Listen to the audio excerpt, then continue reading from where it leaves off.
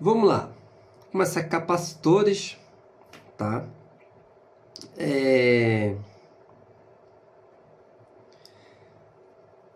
Bom, estamos falando de capacitores, né? O principal capacitor que iremos lidar é o capacitor de placas planas. Deixa eu ajeitar aqui. É o capacitor de placas planas e paralelas, tá certo? Ele vai ser nosso instrumento de trabalho aqui. E é o que vai aparecer pra gente, beleza? Claro, a gente vai conhecer outros tipos de capacitores como extra, né? Porque o que é mais cobrado, 99% dos problemas que envolvem problema de capacitor, é o capacitor de placas planas e paralelas. E como funciona. Seguinte, assim, como eu já falei para uma aluna, quando a gente estuda esse assunto, a gente não é na intenção de conhecer o capacitor para montar um circuito, um chip, alguma coisa. Não.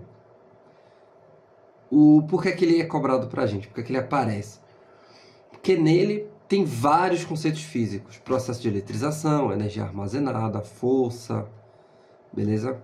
Dipolo, dielétricos, diferença de potencial, carga armazenada.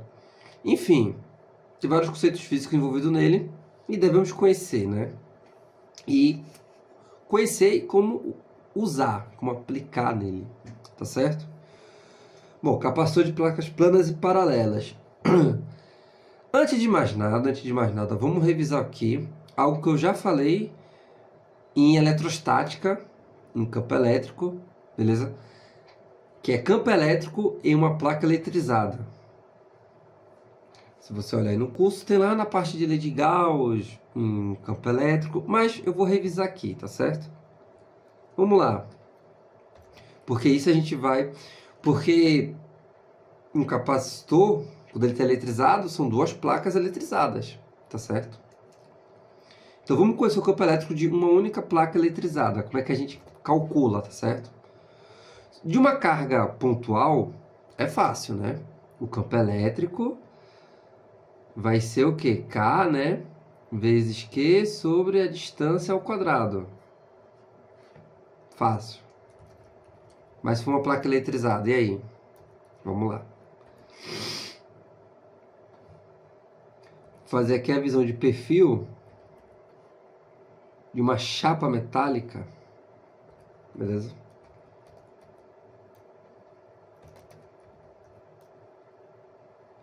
Eletrizada. É uma chapa metálica, tá? Então, as cargas estão uniformemente distribuídas, beleza? Com uma densidade superficial sigma de Coulomb por metro quadrado. Tranquilo? Sigma. Beleza. Como essa placa é eletrizada, ela vai ter campo elétrico, linhas de indução, tá? Ao seu redor. Para cima, né? É como se cada parte dessa fosse uma carga pontual, né? Enfim, assim vai ser as linhas de indução. Para baixo também.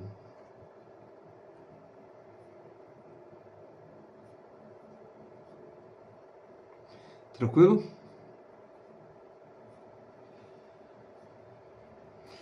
Para cima e para baixo, beleza? E qual a intensidade? Nas proximidades, esse campo elétrico ele é uniforme. Existe o efeito de borda aqui, mas vamos ignorar, vamos concentrar na superfície aqui, ó, que é praticamente uniforme, né? E vamos calcular a intensidade desse campo elétrico. Seguinte. Para isso eu vou usar a lei de Gauss.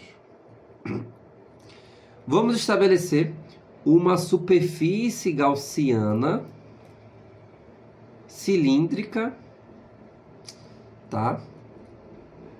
Aqui no meio.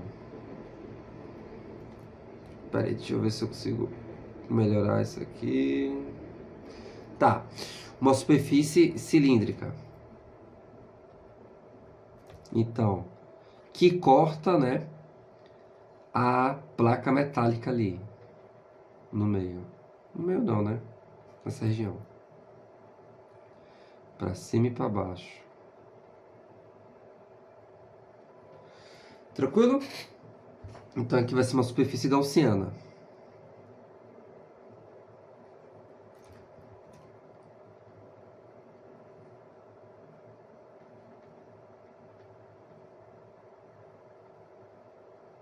Espera aí. Assim, né? Lá na aula de eletrostática, eu falo, né? Existem algumas regras para a gente definir uma superfície gaussiana quando vamos usar a lei de Gauss para calcular o campo elétrico. Uma delas é que nessa superfície, todo campo elétrico em certas regiões tem que ser constante, perpendicular ou zero. Aqui acontece os dois. Eu vou mostrar. Então essa superfície gaussiana que eu escolhi. Uma superfície gaussiana tal que aqui tenha uma área A, tá certo? Já que é cilíndrica, então essa mesma área aqui, área da base, circular. Assim, não importa se é circular, né? Tô falando aqui cilíndrica, mas não importa. Poderia ser retangular, por exemplo, um prisma. Beleza? Aí o que acontece? Vamos lá. Definida a minha superfície gaussiana, vamos determinar aqui a carga armazenada. Olha só. A densidade superficial de carga é o quê? Nada mais é do que a carga total sobre a área total. Se eu pegar a carga total que tem nessa placa, distribuída nessa área e dividir pela área, eu vou ter essa densidade. Como está uniformemente distribuída, beleza? Então, essa razão é a mesma daqui, ó. Então, aqui, quando eu isolo, pego essa região, essa área, existe uma carga delimitada por essa área, beleza? Que vamos dizer que seja ΔQ.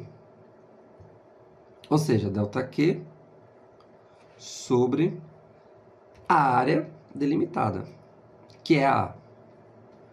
Ou seja, ΔQ, ou seja, a carga limitada nessa região é igual à área, quer dizer, densidade, a área vezes a densidade, beleza? A questão de razão e proporção. Bom,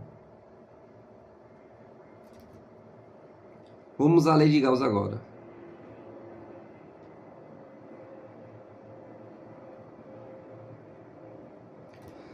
Nossa.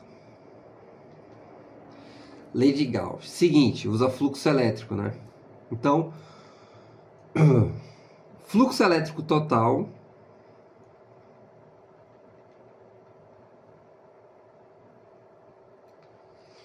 qual seria o fluxo elétrico total dessa superfície gaussiana? Bom, posso dividir esse fluxo total entre o fluxo elétrico das laterais e das bases, né? Lembrando que essa é minha superfície gaussiana, tá? Aqui, ó, que corta ali a chapa metálica, a placa eletrizada. Bom, o fluxo, né, que é a grandeza que mede a quantidade de linhas de campo que atravessa determinada região. Bom, posso dividir em fluxo das laterais, vai ser a soma o fluxo da lateral do cilindro. Como eu falei, né? Tô falando cilindro, mas poderia ser um prisma, enfim. Do cilindro, porque a superfície é o quê? Formada pela lateral e aqui as bases, né? Os topos. A base e o topo. Então vai ser o fluxo da lateral mais o dos topos aqui, ó. Só que eles são iguais, porque a área de cima é agora de baixo E a mesma quantidade de linhas que passa em cima, passa embaixo, tá? Então, somando esse mais esse é o dobro, né? Porque é igual 2 vezes o fluxo do topo e da base.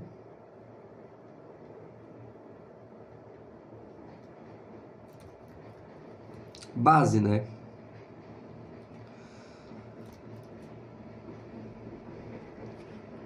Beleza? Então a gente pega o fluxo da lateral, da superfície lateral, mais a superfície, para fechar a superfície gaussiana, ok?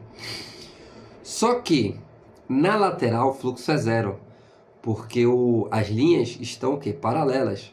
Só vai ter fluxo na base, que a linha consegue atravessa também de forma perpendicular e constante, né? Em toda a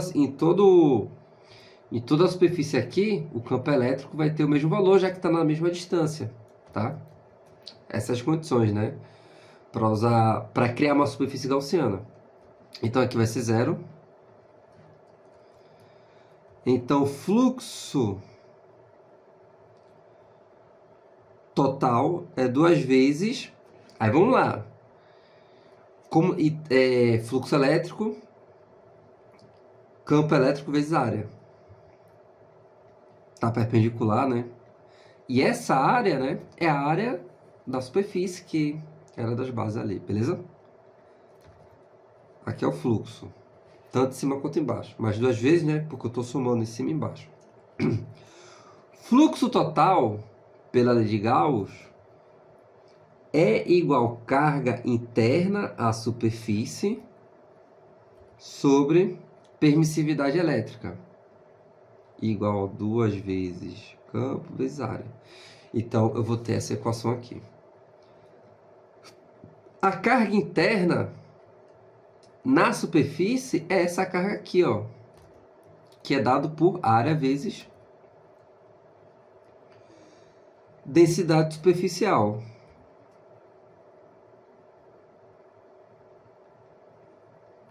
Bom, essa área pode cortar, porque é a mesma.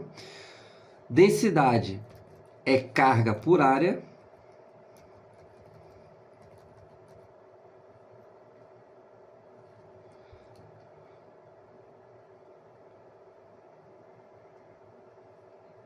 Espera aí.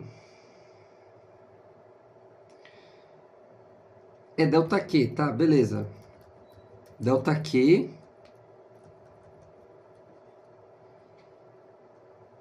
é isso mesmo. Delta Q, né? Aí eu troco área, densidade superficial.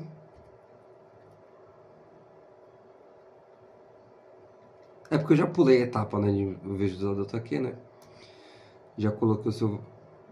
né, em função da área e da densidade. Portanto, a intensidade do campo elétrico na região ali de uma placa próxima às superfícies de uma placa elétrica eletrizada é densidade superficial sobre 2 vezes permissividade elétrica, tá?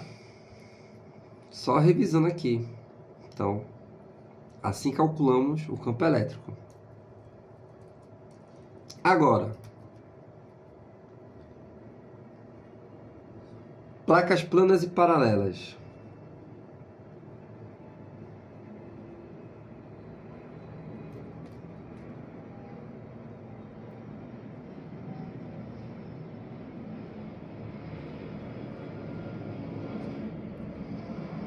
Ou seja, vamos ver agora como se comporta quando eu colocar 2 placas. Qual vai ser o campo elétrico entre elas? E aproveitar e ver como é que é a capacitância. Olha só. Bom, aqui era uma única, né? Placa positiva. Agora pega uma positiva e uma negativa igual e de forma paralela. Bom, vamos criar aqui. Seguinte, para isso acontecer, eu vou desenhar de perfil, tá? As placas. Vou desenhar de perfil e também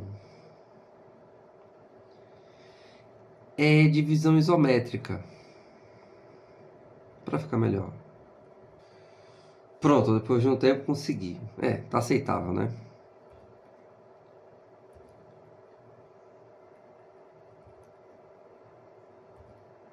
Pronto. Aqui as duas visões, beleza? Aí vamos lá. As placas estão eletrizadas. Então, essa placa aqui da esquerda positivo, da direita negativo, certo? Então vamos colocar aqui também, ó, positivo. E aqui negativo, beleza? Vamos lá. Bom, a condição é, as placas elas têm que estar eletrizadas com a mesma carga, de mesmo módulo, tá? Então se aqui tem mais Q, aqui tem menos Q. Aqui também, se for mais Q. É o mesmo, né? Mais Q, menos Q, beleza? Seguinte. Vamos começar analisando esse primeiro aqui com relação ao campo elétrico. Bom, vamos ter o campo elétrico devido à placa positiva, vou chamar assim, E+. Teremos também o campo elétrico. O campo elétrico devido à placa positiva e o campo elétrico devido à placa negativa, tá? Se essa placa fosse negativa, as linhas de indução, ao invés de estar saindo, estariam para dentro, né? Beleza? Então, vê. Esse é o campo elétrico produzido pela placa positiva, tá? E esse é pela placa negativa. Vão se somar, tá? Então, ó, o campo elétrico resultante na região entre as placas paralelas eletrizadas vai ser o quê? Como elas vão estar na mesma direção, e outra, nessa região, tá? O campo é praticamente uniforme. Então, eu estou somando dois campos elétricos uniformes. Vai ser o campo elétrico da placa positiva mais o da placa negativa. Só que o módulo da placa positiva é igual o módulo da placa negativa, tá? Porque é a mesma carga, a mesma área, são placas iguais paralelas, com carga de mesmo módulo, tá certo? Vou chamar de apenas E.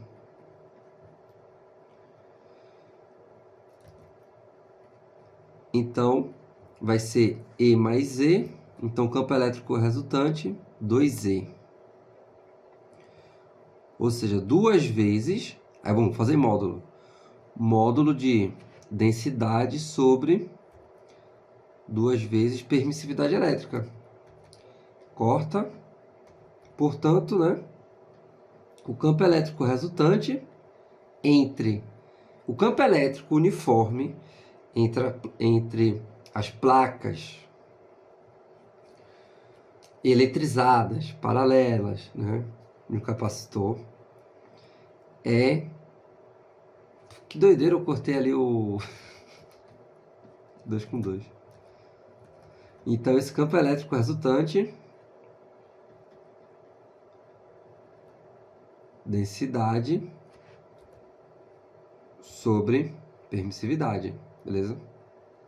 Ou, né, poderia botar assim, a carga que eles têm, módulo da carga, sobre área, né, porque isso aqui é densidade.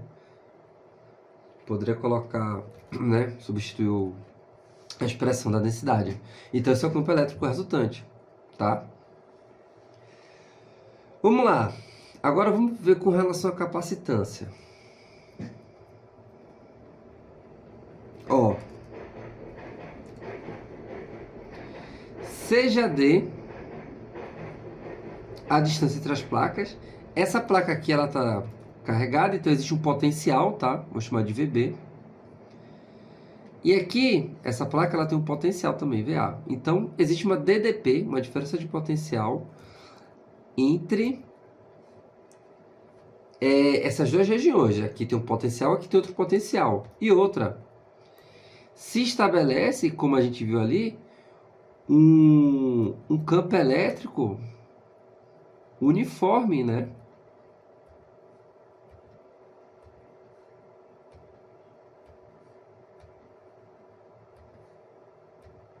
Entre as placas, tá?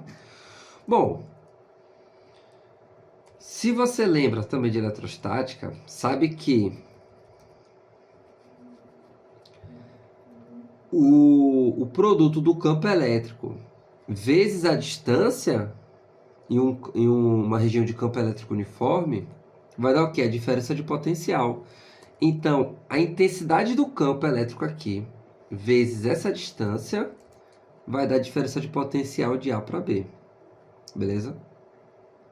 Bom, esse campo elétrico é isso aqui, que a gente acabou de deduzir. Vai ser o módulo da carga sobre A vezes ε0, vezes D, igual a... Bom, a diferença de potencial, ó, lembra que carga é igual a capacitância vezes diferença de potencial, né? Então, diferença de potencial é igual a carga sobre capacitância em um capacitor. Substituindo aqui, então fica carga, tá em módulo, tá? Sobre capacitância. Corta. Então, portanto, a capacitância nesse capacitor vai ser permissividade elétrica vezes A sobre D. Beleza? Tá aí a expressão para a capacitância de um capacitor de placas planas paralelas, tá certo? Em função de suas medidas. Bom, isso quando tem o vácuo, né? O vácuo não há, vácuo por causa dessa permissividade elétrica.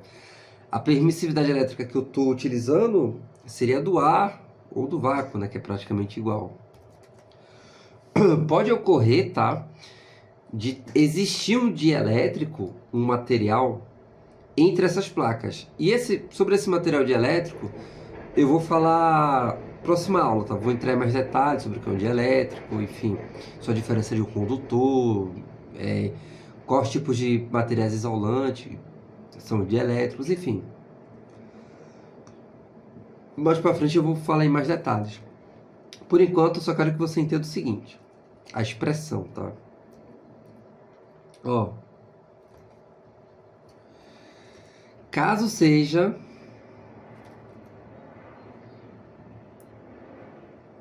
inserido um material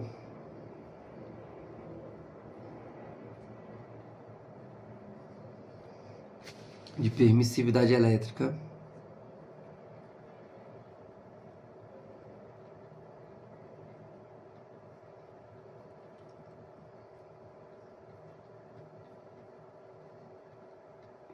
relativa, é porque a gente usa a relativa, tá?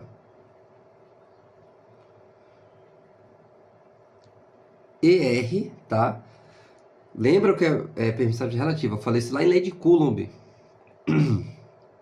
Tal que seja a permissividade elétrica do meio material sobre a absoluta. Ou seja, a permissividade absoluta do material em função da relativa vai ser a relativa vezes o absoluto, tá? Eu já falei disso. Temos, ou seja, né? Aí a figura do capacitor fica assim. Mas novamente, a gente vai voltar a falar disso mais para frente, mais detalhes, tá? Então, ó, a capacitância quando tiver esse meio vai ser o quê? Vamos pegar essa aqui é quando tiver no vácuo, quando tiver vácuo ou ar. Então vai ser o quê? Aí trocando, né, os parâmetros, então vai ser, ó, permissividade do meio vezes A sobre a distância. Só que a permissividade do meio é a relativa vezes a absoluta, ó. Vezes A sobre D. E aqui, ó, nós temos o quê? A capacitância padrão, que é quando ar ou vácuo, tá? Vou chamar de C0, tá certo? Portanto, a nova capacitância, quando tiver um meio, vai ser só multiplicar a permissividade relativa pela capacitância padrão. Beleza? Aí é o seguinte, essa permissividade elétrica relativa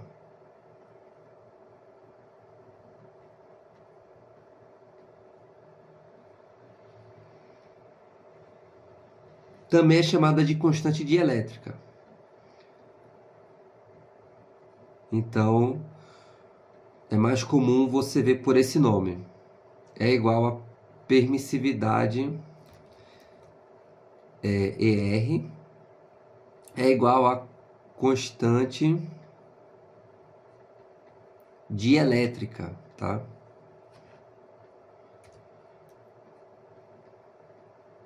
E a gente normalmente usa K, mas é a mesma coisa, tá certo?